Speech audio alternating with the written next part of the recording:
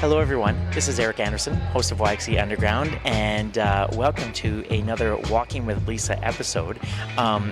Lisa and I did walk to this location separately. We're at the loft at the University of Saskatchewan, and now we're sitting. I think it should be like sitting with Eric and Lisa. Kidding. What? Walking is fun. It makes... Well, no, but maybe that could be next year where we just sit. Or like the over-unders on like, do they walk this week? The answer will be no. Over under. That's good. Yeah, the answer is usually no. Although it's really nice outside, so. I know. Yeah. But here we are Yeah, sitting. here we are. Lisa, what's on your mind? I've put some thought into this because it's been a little while just because of like the holiday season. Okay, what's been on my mind is the concept and thinking a lot about pivoting. Tell me more. Right? And not in the way of, I hope these are our people, so they think of like Ross Geller and Friends. I was just hoping you would say Right? Oh my gosh, and the Ross, pivot episode yes. and the couch and like Pivot. Yeah, Chandler and Rachel. Yeah. But just, along with myself, so many people in my life are making all of these different like pivots.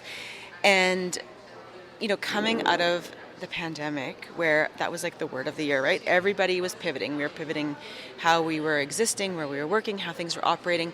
And we used the term pivot as this like reactive response, right? Something would change and would force us to change, and we would dig deep into our resiliency and we would pivot. And I've been going, okay, yes, and that was amazing, but I think so many of us forget about leaning into the pivot by choice. And just really like taking control of what we can and like going inward and listening to like what it is that we're needing and like pivoting based on that and not waiting for the wall or waiting for something to happen where we're forced to pivot. So being more proactive as opposed to reactive? Exactly. And I think for so long we've embodied pivot as something that we only react with. We only pivot when we have to. And I'm just wondering, what happens when we pivot proactively and we use this as a way to like launch or take the leap and finding a way to like kind of take the power back of the pivot? Why do you think people are hesitant to do that more proactive and only pivot when something has happened to them or a big thing has happened? It's like, oh, I got to change now or whatever. Why do you think we're hesitant? Well, I think, we know it's just so fear-based, right? And we get so stuck in, this is the way things are, this is the way we've done things, or what will other people think or say? And when we really reflect on, like, what has stopped me from making the change, and it's often in hindsight, right? When we finally make the big change in our life or we take the leap, whether that be in, like, work, relationships, opportunities, we look back and we are always saying, well, why didn't I do that sooner? And I think sometimes we need to also stop and go, okay, but what stopped me from doing that sooner? Why didn't I take the risk? When, if we really unpacked it, what really is the risk? Is it about safety? Because, I think we can pivot into risk adverse to risk adverse. Like, we can still do security. Yeah. But I wonder, or I guess I should say I wonder, like, I know how much of it is often caught up in, like, conflict avoidance and people pleasing and worried what other people will think, say, or do, and we're once again kind of neglecting what it is that we need to do for ourselves. That's interesting. I'm just thinking about when I decided to leave CBC. I had a good job there, but I was realizing like I needed something different. I needed some work-life balance, but I needed something different. But I was very conscious of like, how are people going to perceive this, especially like within my journalism realm? And it's like, it's a big thing because it's like, I don't want to disappoint people, or I don't want like, how could you leave, or why are you doing this? Like, yeah, there's a lot of outside noise. I don't know if that's the right term, but it is outside noise. And just when we are, and this is so relatable to me, but it's like when we're like, in a way, walking away from the box that we've put ourselves in. So when you talk about like journalism, that's what you were trained in, this is what you were doing, and now you're taking a leap into something else. Well, you're not walking away from the skill set and what you did. You're just running towards something else and hopefully something better for you, and not motivated by the grass is greener. That's not what it's about. It's not thinking like, oh, everything's better, everything's just by doing something different. It's just simply, but what is where I'm staying serving me, and what do I actually need and want and desire, and what am I looking for? Are those questions that you've been asking yourself lately? Oh yes, good lead question. But I say that that's so relatable because I know I'm in my own transition, right? I think when people listen to this, is it Thursday? That's Yeah. right. So when Yeah. they listen on Thursdays, it's like the day before. But I'm leaving my position at the University of Saskatchewan, which I've been here doing social worky style jobs, and I'm starting a new chapter with Rock and Bloom, with client and account management. And for many people who maybe aren't as aware or haven't, really unpacked things I love to do, they're like, whoa, like plot twist, which is often comes with pivots. But it's also about like leaning into my own values and what it is that I'm looking for and wanting to do. And I had a wonderful mentor and friend that's kind of helped me navigate this change. And she just said, congratulations on showing another way that social work can be a diverse profession. And I thought, How did that make you feel? like, just so validated, because it's like we never want to like abandon maybe our roots or the education that we've had. And I don't feel like I am. I think I'm taking all of this experience and bringing it to a newer organization that I'm just thrilled to serve and work with. Yeah. But it goes back to what you were saying earlier about sort of being in the box that, your social work world, and when I was at CBC, my journalism world, and then all of a sudden it's like you get out of that, and you're trying to. But it's a big thing. Was this not to get too personal with you, but like was this something like the questions you were asking yourself? Did you just sort of wake up one day and be like start thinking about things, or was this building? Was it a slow burn?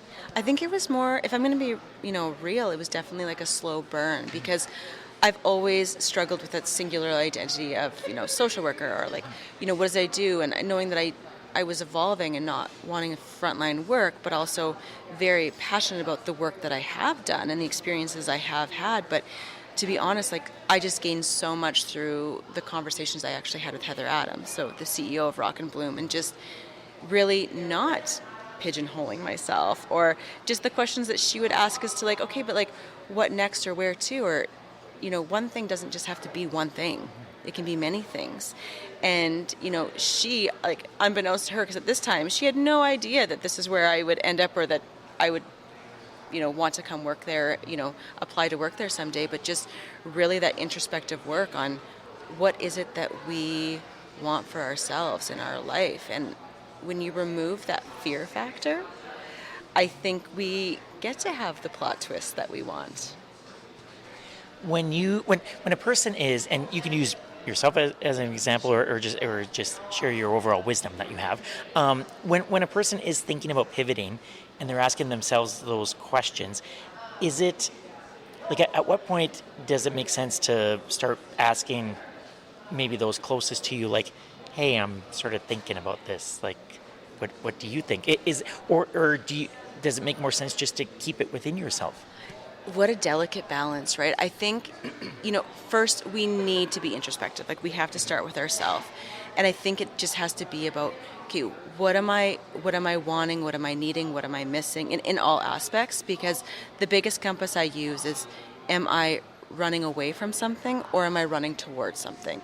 Because those are very different. If you're just running away from something, I mean, you're more apt to kind of end up in that grass is greener mentality, and it's not greener, right? You're just needing a change, or you need something different, or maybe you don't want to work on what is.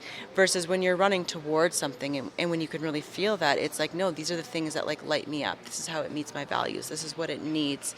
These are the changes that I'm seeking, but also not putting it on a pedestal, whether that be a person or a job, right? I think it's so quick for us to get so caught up in the, oh, but everything here is magical. Like, it's never that way, right? So when we get into that magical way of thinking, like, slow your roll. And then when it comes to the external advice, and, Brene Brown did such a beautiful summary of, she knows that she has not done the internal work, and this is me totally paraphrasing, when she's polling other people for their opinions, right? And I think back to my own self. I'm like, oh my gosh, it's true. When I haven't really sat in myself to go, okay, what am I really wanting, or what is this about? I start polling, right? And I'm like looking for that confirmation bias of like, I want people just to like rally behind me and be the echo chamber and tell me what I want to hear. And we don't want to get stuck in that. But when you're really like seeking the advice of your closest support, I think it's wise to do so, because they're going to see things that you don't. And, in my personal example, when I, shared this opportunity and it was deciding what to do, those closest to me were just like, oh my gosh, like, yes, like full body, in the words of our friends Adrienne Van Gool, right? That full body, yes. And that's how it felt for me. So it just affirmed what I had already unpacked with myself, as opposed to like, oh, I didn't feel that, or, oh, do you think so? Are you sure? And I wasn't seeking external validation for my decision. I was just inviting other people to give me some things that maybe I might have overlooked or missed, and it's always helpful to lean on our support. That's what they're there for. Yeah. When did you have any support where it was like any questions that were like made you stop and think, like not harder questions, but just ones that like, oh, I hadn't thought of it that way or whatever, and is that okay, as opposed to there's a part of me, I ask this because there's a part of me like that would want people just to be like, oh no, that makes total sense kind of deal. But if they were to ask me harder questions, I guess that gets you thinking. But maybe that's not a bad thing, is it?